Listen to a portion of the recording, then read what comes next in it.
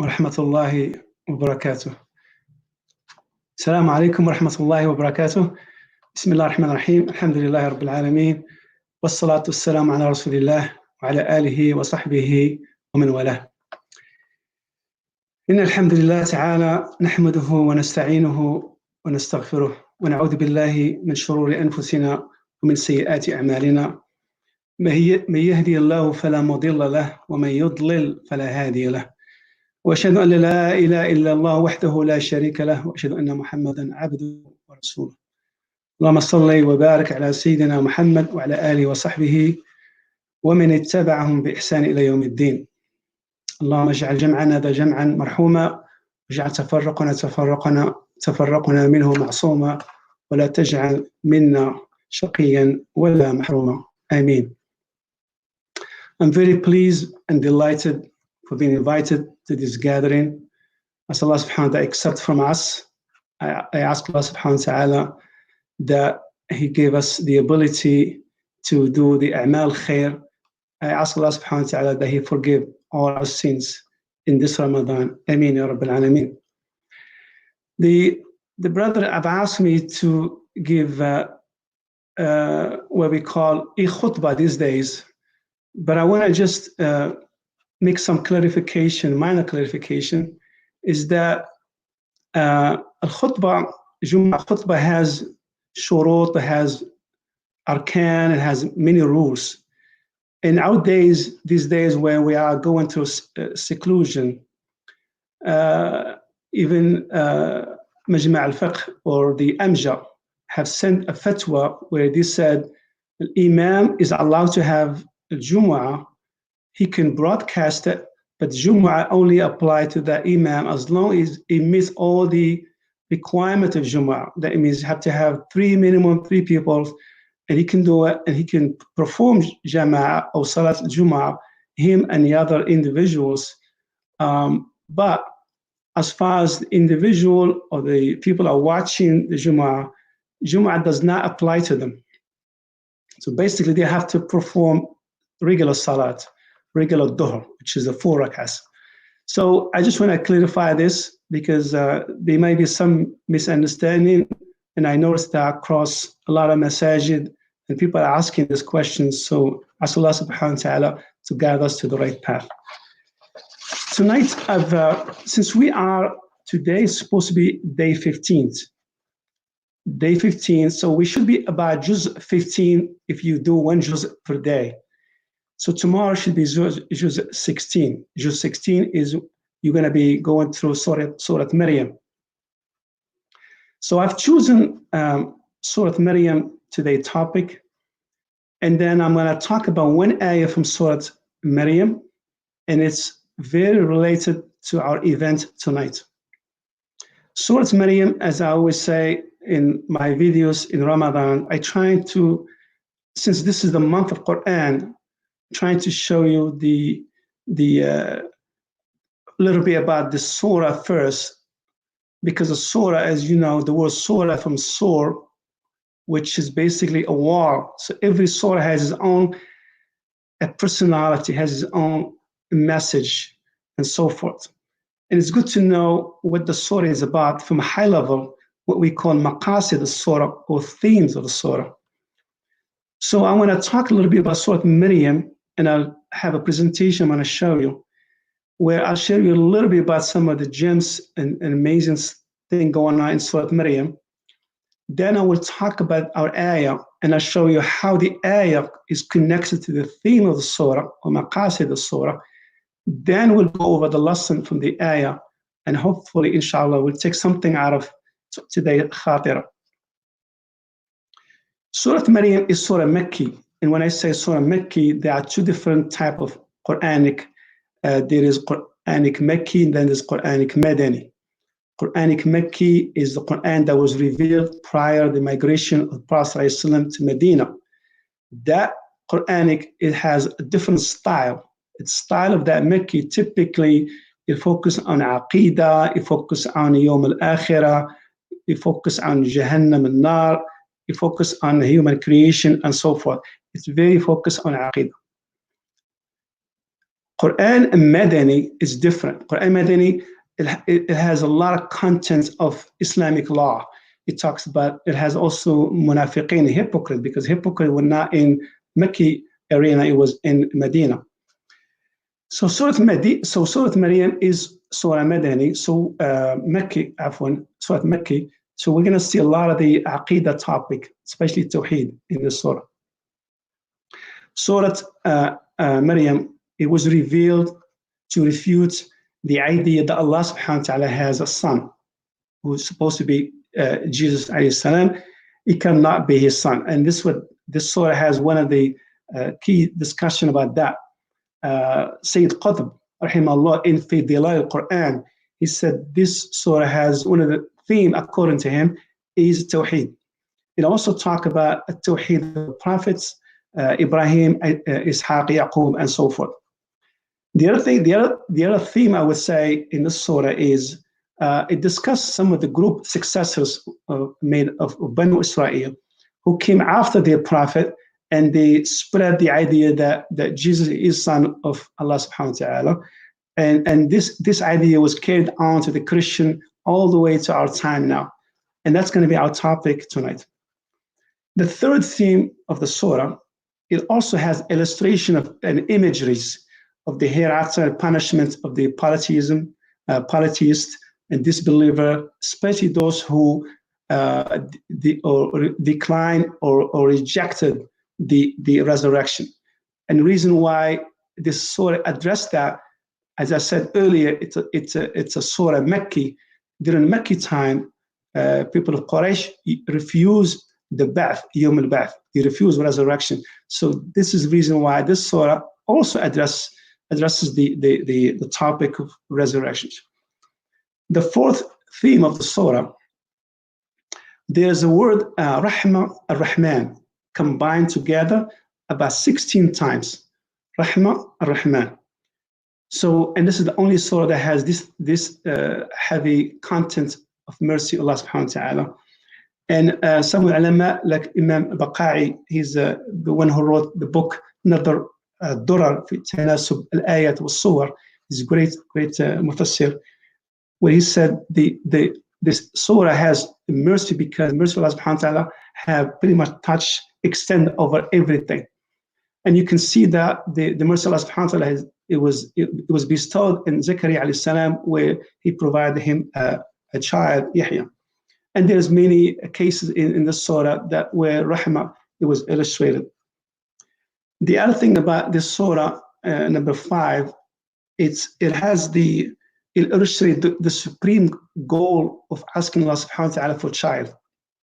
In Zakaria alayhi salam, you can see how he makes all the dua and so forth. He's asking Allah subhanahu wa ta'ala for a child. He doesn't ask him except that he wants that a child to carry the message of Islam forward. So I'm going to share with you my screen.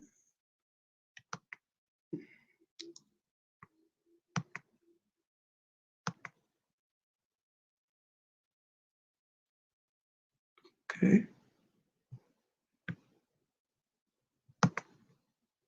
Can you see?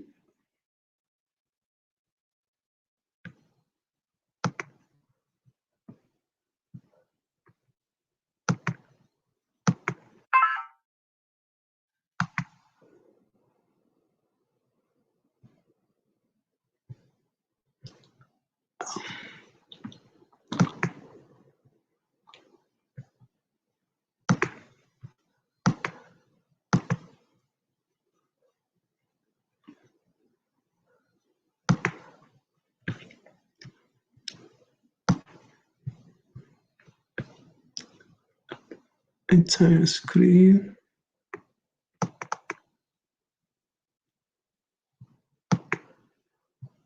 All right, we're almost there. I think. There you go. Hopefully you can see this. So Surah Maryam, once you read Surah Maryam, I just share with you some of the Surah Maryam. It has this something, it's called a rhyme, or the end of Surah. in that rhyme of surah, some of the word it actually it struck you with how the rhyme or the end of surah has specific ending of it. For example, if we say khafiya, waliya, radiya, itiya, sawiya, and then so there is this group of rhyme that's dominant in beginning in first, second page. Then you have the third page where the rhyme have changed, and it changed now to something yamtarun, fayakun, mustaqim, and so forth. So and then you have the third or the last part where actually the third part when Allah subhanahu wa ta'ala starts talking about Ibrahim and the rhyme have changed again. It changed in Nabiya, Maliya, and so forth. In the last section of Surah Maryam, the rhyme have changed again. It changed to Didda, Medda, Rikza, and so forth. The question is why? So I put this together, this slide. Hope you can see this. The first section, as the rhyme changes, it changes based on a context or the topic the surah is addressing. So when it starts talking about Tawheed, it has the rhyme of Ya, Sawiya, Hayya, Khafiya, and so forth, from Ayah 1 to 33. And then when it changes to this defending Tawheed, and we discuss and we talk about this one, the theme of the surah is defending Tawheed and refuting the idea that Jesus cannot be the son of Allah subhanahu wa ta'ala. So it changes, the tone changes, and the rhyme changes to Yamtarun, Mustaqim, and so forth. And then it switch when discussions start talking about Ibrahim alayhi salam and the Prophet, because the appeal of people of Tawheed, the rhyme have changed, and that's Ayah 41 to 74. It starts talking the rhyme almost similar to the one we started with, which is Nabiya, Maliya, and so forth. And the last rhyme, you see that has a little shidda. That means it's tough. It has a rough tone to it. Ayah 75 to 97. That's because the context or siyaq of that section is about the hereafter, and it shows the punishment of the mushrikeen and disbeliever. So question, my topic today, as I said earlier, is now we're going to jump into why do we need children. And so the ayah that I've chosen is ayah 59. Allah subhanahu wa ta'ala says, فَخَلَفَ مِنْ بَعْدِهِمْ خَلْفٌ أَضَاعُوا الصَّلَاةَ وَاتَّبَعُوا الشَّهَوَاتِ فَسَوْفَ يَلْقَوْنَ غَيًّا. So the rough translation to this, but there came after them successors. When I say them, this them means the prophet that they succeed. So this group of people came after their prophet who neglected salat and pursued desire. So they are going to meet evil or the severe punishment. The question is, so this is pretty much a general meaning of this. It's very obvious. We've got some group of people who came after the prophet and basically they left salat and they deviate from it and just they follow their desires. And so they're going to face a severe punishment. So the first question we have to find out is, what is this ayah has to do with the main theme of surah? As I said earlier, one of the objective or maqasid of Surah Maryam is the understand the supreme goal for having children and having right children, as illustrated by the story of Zakaria alayhi salam. So that's the connection between this ayah and Surah Maryam. The question is, what I want to point out to you here is Allah subhanahu wa ta'ala says, فَخَلَفَ مِنْ بَعْدِهِمْ خَلْفٌ. This word khalfun, he didn't say khalaf, he say khalfun. There is actually two difference between khalafun and khalfun. So khalafun is the righteous people. So when Allah subhanahu wa ta'ala said khalaf, righteous people. When the word khalfun means this is a group who deviated from the path of Allah subhanahu wa ta'ala. And subhanAllah, when you look at this word here, khalfun, I find only 2 times the word khalfun was mentioned in Quran. And subhanAllah, Imam al-Shanqiti fi Adwa al-Bayan, he said he was talking about how the word khalfun was mentioned in another ayah, Surah Araf, where Allah subhanahu wa ta'ala says, فَخَلَفَ مِن بَعْدِهِمْ خَلْفٌ وَرِثُوا الْكِتَابِ. And after them came, after them means righteous people, after this group of righteous people, came this group who, deviant group, who inherited the book, the message, but they were deviant. And Allah called them, in this case, He called them khalf. He did not call them khalaf. It's very important that we distinguish that. So this ayah that Imam Shanqiti fi Adwa al-Bayan, where he was talking about, this is the group that, if you go back to Surah Araf, and this ayah came from Surah Araf, by the way, ayah 169, where people of Arab, there's a story about people of Sabt, or Saturday. This group, they asked the Prophet to give them a day where they can worship Allah subhanahu wa ta'ala and devote to Him exclusively. And so Allah subhanahu wa ta'ala gave them Saturday, and of course they wanted their economy or their income source was fishing. So Allah subhanahu wa ta'ala said, you're not allowed to fish, do anything except to be devoted to Allah subhanahu wa ta'ala. Well, this group, by the way, group Banu Israel, the fish start coming on Saturday. The day they were supposed to be devoted to Allah subhanahu wa ta'ala, the fish start coming set in excess. So to trick the commandment of Allah subhanahu wa ta'ala, they start putting their fish nets on Friday, and then on Sunday they'll pick up the fish. And this is a way for them to play trick with Allah's commandment. Allah's commandment was very clear: you cannot consume or fish on Saturday. So they were taking the fish that was from Saturday and using it, and that's pretty much violation of command of Allah subhanahu wa ta'ala.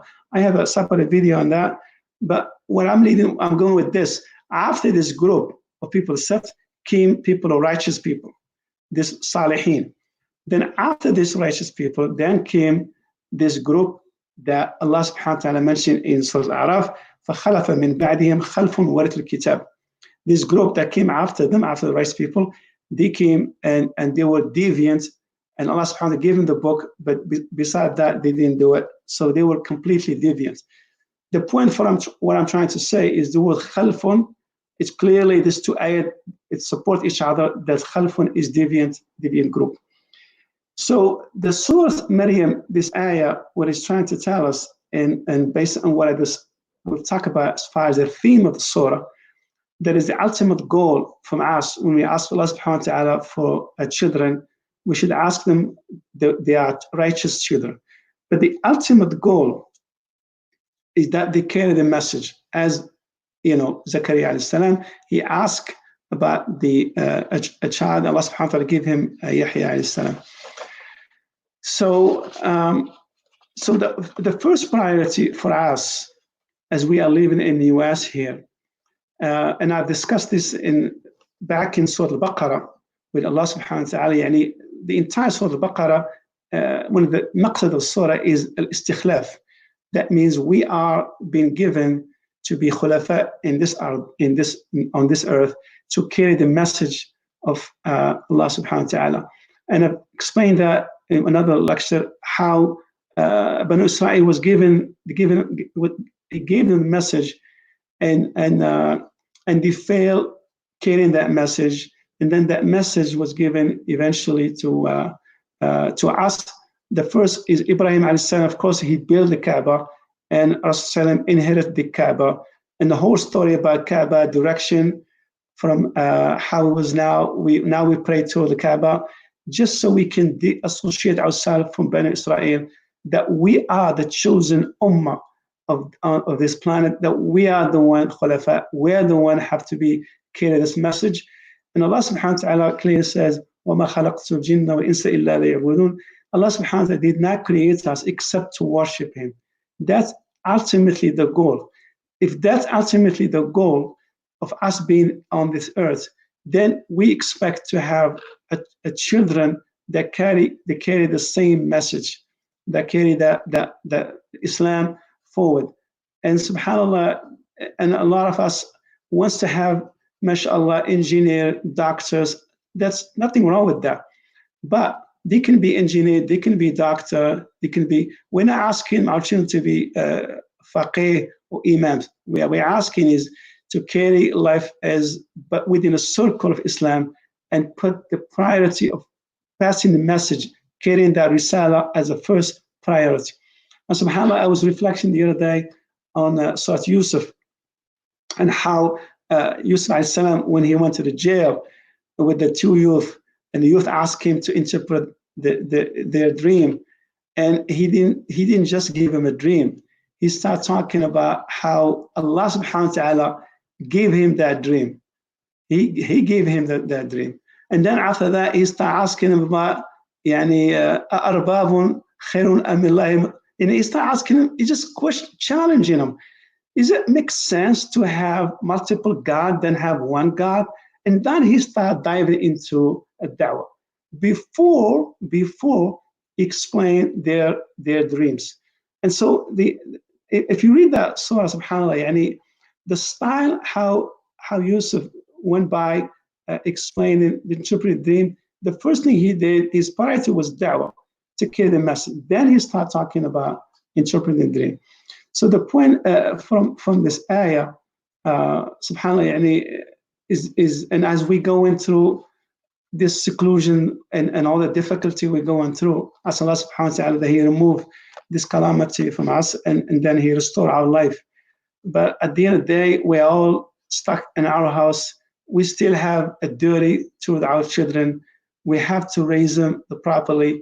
But one of the points I really want to finish with is the exterior factors. I'm talking school, colleges, where they go. Because, if I show you some of the statistics, they are pretty scary. There's a lot of kids out there, they live in Islam. We have kids involved in drug. We have kids involved in illegal, relationship. We have kids involved in alcohol. It's all over the place. The statistic is pretty scary. So the point is, we have tonight, inshallah, we have a fundraiser. And the fundraiser coming up at Haverhill Islamic Center. I ask Allah subhanahu wa ta'ala that He make it easier on this Islamic Center and all the masajid in Massachusetts and all over in the US. Ask Allah subhanahu wa ta'ala that He accepts from the volunteers and all the brothers. They're working hard on sustaining this masjid. So what am I talking about masjid? What does masjid has to do with this? The ikhwani, the child, raising a good child starts from home. Everybody knows home is the first place to raise a good child. But ultimately, the masjid and Islamic Center is one of the ultimate place when the kids grow up. The next influence factor are going to be outside. Is their friend who they're going to hang out with, is where the college they go into, the school. So make masjid a place comfortable for them to come and hang out. And I'm not part of the big Islamic Center. I'm a part of small masjid right here in Saxe, Texas. But subhanAllah, the masajid, the big masajid we have, they have set the good standard for us. And some of this masajid where the youth come, they have a basketball court, they have a playroom, they have a gym, they have salat. The youth, they got no place to go. It's like one-stop shop. They've got everything they're looking for. And so that's the ideal situation. None of us can be able to afford that, but at least start something. Start having a program for the older kid. Start making, a place for them so they can come. And mashallah, Masjid Haverhill and other masajid in the area, they do an awesome job. So our job as Ummah Muhammad sallallahu alaihi wasallam to carry the message, we're going to carry it, but we have to support our local Islamic institution, masajid, participate with your time and money, whatever you can. Allah subhanahu wa ta'ala, لن تنالوا البر حتى تنفقوا مما تحبون. this al-bir, which is the extreme righteousness, is لن تنالوا البر حتى تنفقوا مما يعني you're not going to reach that piety until you spend from what you have. We're not talking just money. We're talking time. We're talking volunteering. We're talking spending, whatever you can do from your own resources. And everybody has a talent. SubhanAllah, I was talking to Brother Zakaria, and mashallah, he set up this internet and this broadcasting, and everyone has a talent. Everyone can participate and support your local masjid. Ask Allah subhanahu wa ta'ala that He accepts from us. And then I'm trying to keep the video short because of other priorities. The message from this is that we have to make a dua that Allah subhanahu wa ta'ala guide our children. We ask Allah subhanahu wa ta'ala that give us the opportunity to be involved and have our masajid to reach the level where our youth can find that as a comfortable home. We ask Allah subhanahu wa ta'ala to accept from all of us. آمين آمين يا رب العالمين. سبحانك اللهم وبحمدك أشهد أن لا إله إلا أنت أستغفرك وأتوب إليك.